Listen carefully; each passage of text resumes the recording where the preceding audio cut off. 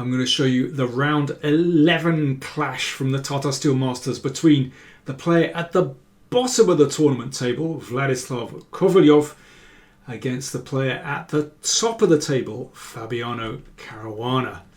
Don't forget to like, comment, share and subscribe. Remember the buttons down there. And if you want to support the channel, then do check out the links to PayPal or patreon.com. You'll find them in the video description. Into Spanish. One of my favourite openings, at least with the white pieces. So which line would Caruana select? Well, instead of one of the main lines, bishop e7, he's gone for this tricky variation with bishop c5. Now, an enormous number of games have been played in this variation over the past few years. It's a very forcing line, actually. Of course, the bishop takes a very aggressive stance. The problem is it can be hit back by the d pawn. So, you know, it's a trade-off. You put the bishop to a more aggressive square, but you lose time as well. a4 also is a little bit uncomfortable for black because it means that white can take the open file. So d4. And this b pawn is now rather weak. And as black hasn't castled yet, then white has the time to attack this and actually take the pawn. This is all very well-known theory. And, well, there are several ways to play this position with white. You could say that the main line is bishop c2. Let's have a quick look at that. So here, bishop c2 protects that pawn, but also, very importantly, steps away from the b file. And the main continuation is this. Black takes here. Remember, if queen takes, then black can take the d pawn. So you've got to recapture like this. So that damages white's kingside. And then after this, looks dangerous. Possible queen coming in here. An attack on the dark squares. But white plays this move f4. That's a very important move. Opening up this diagonal. So the knight takes, bishop takes, and then queen g4. So you can see the white queen comes over to the king's side, and that helps to protect the king. And this center has been maintained. And there are no tricks on the knight here because the bishop has dropped back. Now that is important. So this did not occur, but let's compare with the game. So, I mean, that's a very theoretical continuation. Probably a bit better for white, but anyway, quite an unbalanced position. So we can understand why Caruana has gone for this whole line, because he wants to keep some play in the position. He's playing against the bottom player in the tournament. But Kovalev thought for a little bit. Well, he thought he's already consumed quite a bit of time. And he played rook e1, which is an unusual continuation. So Caruana took here. Now again, if queen takes, mistake, because then black takes this. So you've got to play pawn takes. And knight h5. So very much as before. And Caruana has actually had this exact position before against Ho Ifan. And Ifan played king h1. And then queen f6. And already a little bit uncomfortable for white, because black gets play on the dark squares. Excellent play for a pawn. And Caruana ended up winning that game. So Kovalev played f4. This is the standard move, as we saw in the main line with the bishop on c2. But there is a big difference. Caruana took. This is exchanged off. And now here, you really need that queen on the king side to protect the king.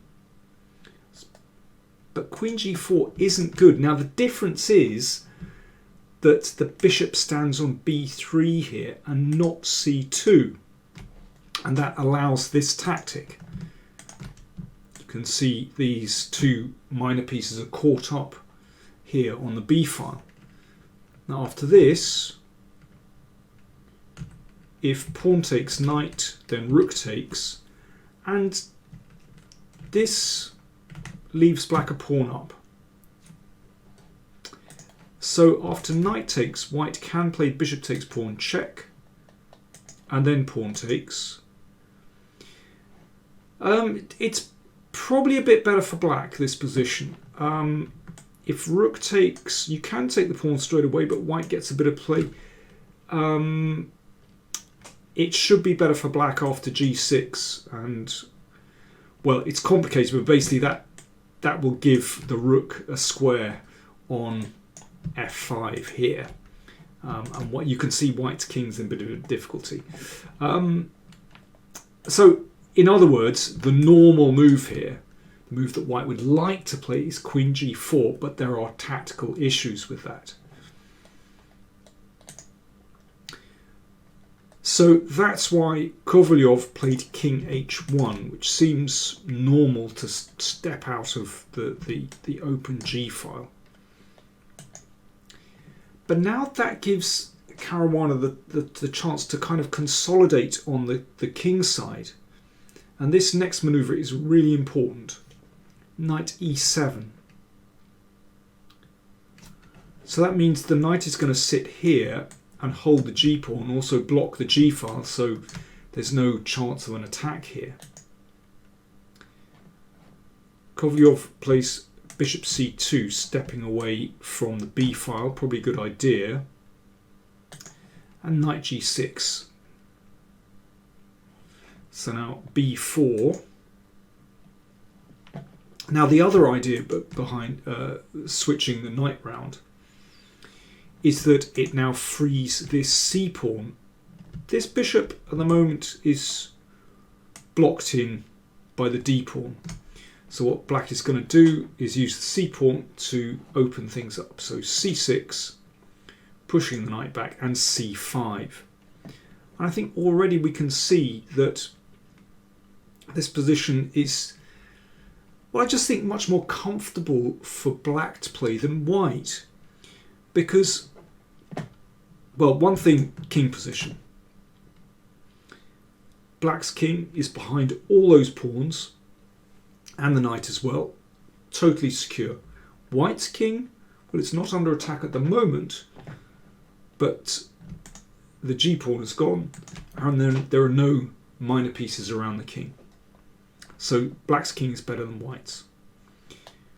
White's centre is also under attack. So black is hitting out very nicely, and this bishop could well come into play. So it's not exactly clear where white's play is coming from. White is under pressure here. Having said that, with accurate play, white should be okay, but I think it's just a difficult position. Knight b5 is the best move, which holds the d-pawn, or lends it a little bit more protection. And then this knight can be supported on b5. That bishop's switching around, so this is attacked. Let's play this. And then rook b1. So holding that knight in an important position. And white is probably okay. It's even material, and white has kind of found his feet there. I still prefer black, simply because of the king positions, actually. So let's come back. That's what Kovalev should have played. Instead, he took on c5. Now you can see this pressure here. If that pawn is advanced, that's exactly what black wants, rather. Because then this knight reaches the dream blockading square on e5. Notice this bishop, the Spanish bishop, so often the pride and joy of white's position, is just blocked behind that pawn and also block behind this one, so that basically black's king is safe. So often we see in the Spanish that at some moment there's some attack on f7 or h7, not in this case. So that's just a lovely position, the knight controlling these important squares. So this pawn under attack, knight c4 played. So that means that after pawn takes pawn, knight takes bishop. So white maintains even material. Nevertheless, this pawn is still vulnerable, and rook d6 played. The other thing is that rook sits very nicely on the 6th rank. Just watch out. There could be a rook switch at any moment, and then the queen and the knight are ready to support as well. So first things first, that pawn is attacked. So once again, if d5, then knight e5 looks absolutely beautiful, and black suddenly switches over to the attack. So rook a5, rook a4, I beg your pardon, supporting the pawn, and now knight e5. So the attack is happening anyway. This is a great move. So obviously there's a pin, shouldn't be taken, but black is threatening already to launch a very quick attack on the king side. So f3, that means that white can defend along the 2nd rank, but I mean, white has a really rough position now. You can see the 2nd rank is exposed. Ultimately, white's king is in trouble. Another excellent move from Fabi. So now there are 3 pieces attacking that pawn, and so something has got to give here. Either white gives up that pawn or you push it, and then we're back to this position where that knight is on this wonderful blockading square. Look at that bishop. Dreadful piece. It has no function in this position. It doesn't even connect with the king side, so it's not defending there. It's doing nothing on the queen side. It's actually rather vulnerable ultimately for when a rook comes to attack it, and black will move the queen to h4, and in combination with the knight and the rook, and rook number 2 coming over, white is in desperate trouble here. So after knight c6, Kovalev played e5, and well, he sought solace in exchanges. Gave up the pawn, but it's not really helping. Queen takes would be a mistake because of this. Suddenly the bishop actually does something, and this gives white some chances to defend equal material, but instead knight takes, of course. No tactics. And this knight is still a beautiful piece. The bishop's found a square, but it's actually cut off from the king. It can't defend the king because of the pawn on f3. And Fabi went on the attack. Queen h4, good move. Obviously, the queen can't take the knight because of the rook. And the rook comes over to support the knight. And, well, I think ultimately white is just lost here. He's a pawn down. The pawn on e5 is weak, and the king is weak as well. Just shuts out white's pieces. Yeah, rook g4 played here. It's really hard to suggest good moves here for white because the king is exposed. Ultimately, that pawn is weak. Kovalev exchanged off. It doesn't really affect things. You can see this rook is now should be on the back rank defending, but it's completely offside here. I think it's actually a wonderful positional performance from Caruana. You know, this knight is working overtime here.